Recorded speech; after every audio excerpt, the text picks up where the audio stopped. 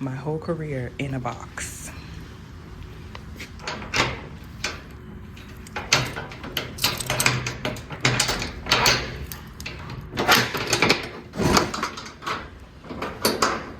Oh my gosh. This is it, y'all. So we gotta move all of these stuff into the new storage.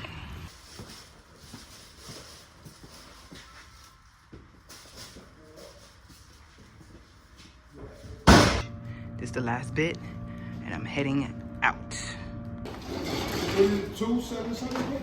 It's 28. 2887. Yes. I'm in there in my new storage, and I'm super, super happy. Let me close this door.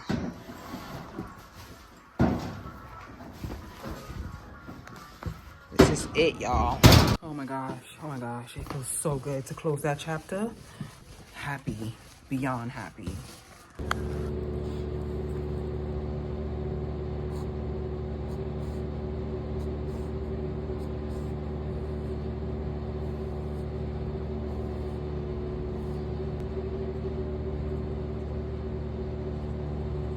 I did a quick sketch of the options that I want to do, and for this style I wanted to create a corset quilted top with some rhinestone detailing. This would be kind of like the idea of the fabric embroidery stitching that I would be doing, and then I will be hand sewing the rhinestones and stuff like that. So I think I wanted to have like fun with this and do like a little mini collection, not even a mini collection, but a mini group. Deciding if I should do the corset with a matching short, or should I do with a peg skirt or a mini skirt. So I'm still deciding that. But right now I'm gonna get started on the corseted top, because this is the part that I think is gonna be fun. So here is the basic bodice. I draped the bodice so far, and right now it's just simple. And I think this is perfect because I can always modify the bodice and create some other designs, which I probably will do because I feel like, right now, corset is trending. What I'm gonna do here is probably raise the neckline just a little tad, because I want it to be like a high neck a little bit, and then put this into a muslin mock-up so I can see the actual shape and fit of this.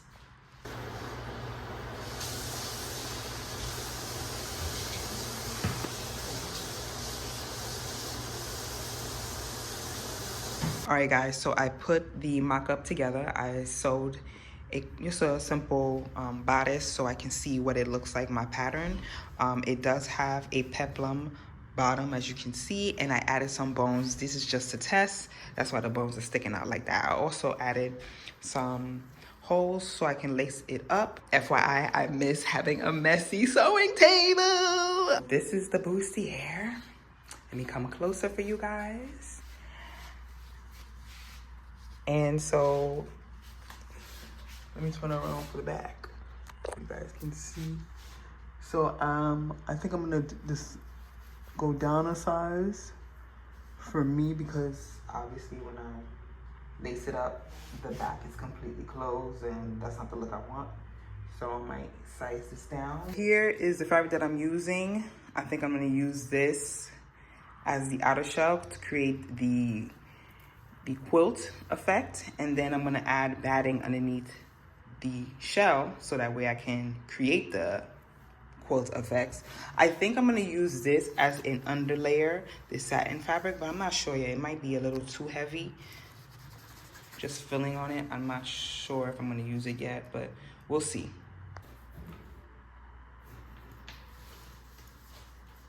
Okay, so I transferred my pattern onto paper, and I'm gonna cut it out onto fabric.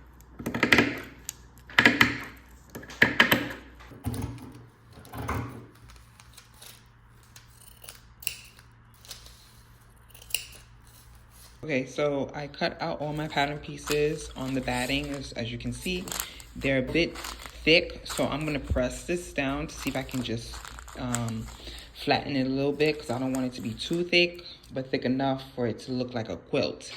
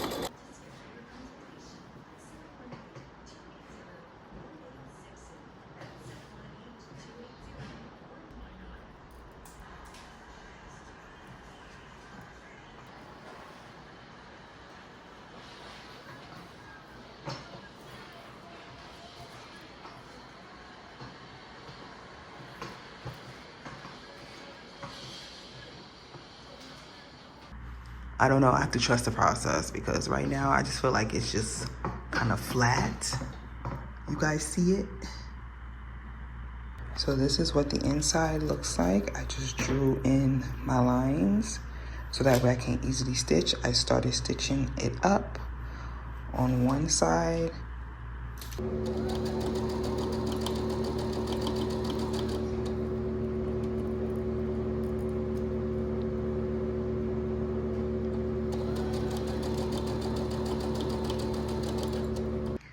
Okay guys, so this is what it is looking like right now, and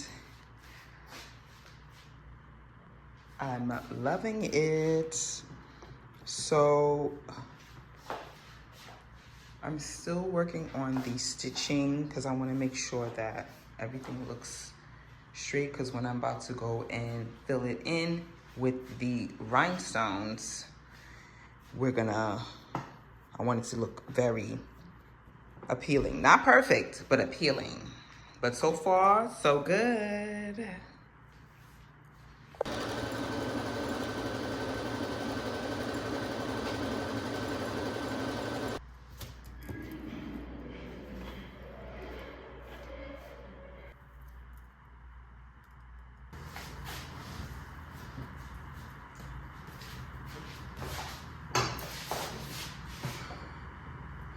Okay guys, so this is the outer shell bodice, and I think it looks good. I just pinned everything right now just to keep it into place so I can see what this looks like. It's a lot of volume, which I like because I think I want to create a whole skirt to go with this. So it could be 2 pieces. Everything else is gonna have rhinestones. So I'm gonna stop the vlog here. So in the next one, we're gonna be rhinestoning because that's gonna be the most fun part, and then putting the corset together.